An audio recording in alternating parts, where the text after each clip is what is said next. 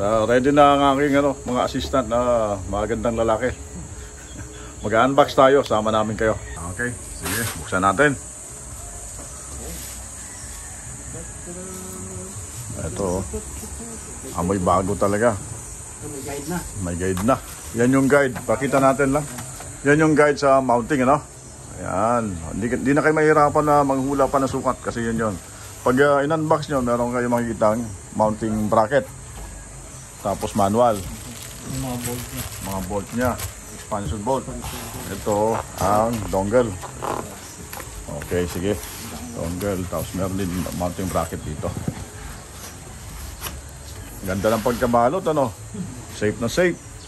Ito ang inverter. Pag ganito pala. Ayan. Sige, tanggalan natin ng plastic. Amoy bago pa talaga. Parang Christmas lang, ano? Parang regalo. Oo. Diba?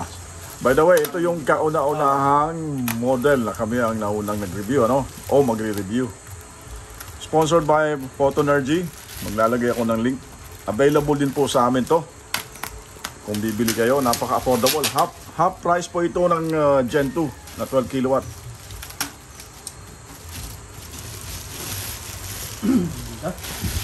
Maganda pa. Oo. Meron ng battery breaker. Wow. Tapos smart load. Smart load tsaka load. Meron na rin, no? Hindi ka na maliligaw. Sige. Sige. Ako kukuha ng ano. Ako kukuha ng karton. Ibaba ko yung karton. Sige. Pwede sa'yo tayo kasi wala naman. Pwede tayo. Bara natin. Okay.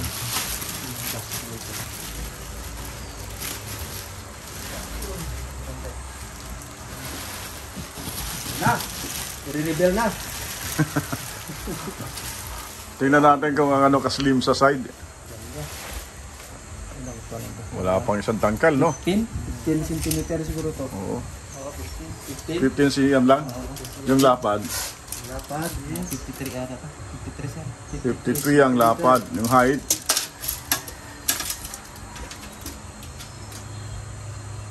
$87. 87. Yan. Tama-tama yan. Saan natin sasalpak yan, Dex? Doon. Okay. So again, available po to sa JFL Solar as well as on Photonergy. Kay Sir Wilson Valdez. Shout out. Thank you for sponsoring this. Kami ang kauna-unahang magkakaroon yan. Para makita nyo ng gusto, mag-ano tayo, mag-ikot. Dito sa gilid, sa left side, may mga grills yan. Tapos dito ang kabitan ng dongle. Tapos EPS output, meron na siyang switch, no? Sa harap, andito ang screen. Meron ditong battery breaker. Meron dito smart load breaker at saka load. Ito yung output ng ating inverter. Dito naman may apat na blower. Oh. Andito sa kabila ang I think this is inverter power on switch. Ito yung sa PB. Ito naman ang mounting sa likod. Ito meron siyang tukod dito. So hindi na siya parang nakayuko. Ito napakadali lang i-mount to. Sabit lang. Sige.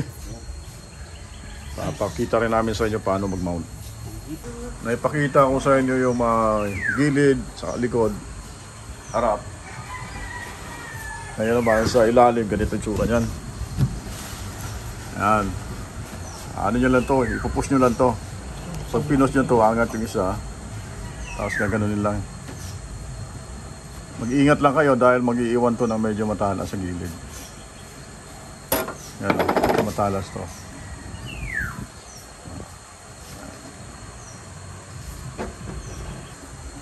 Pabubuksan natin para makita natin yung loob nito, mga terminals.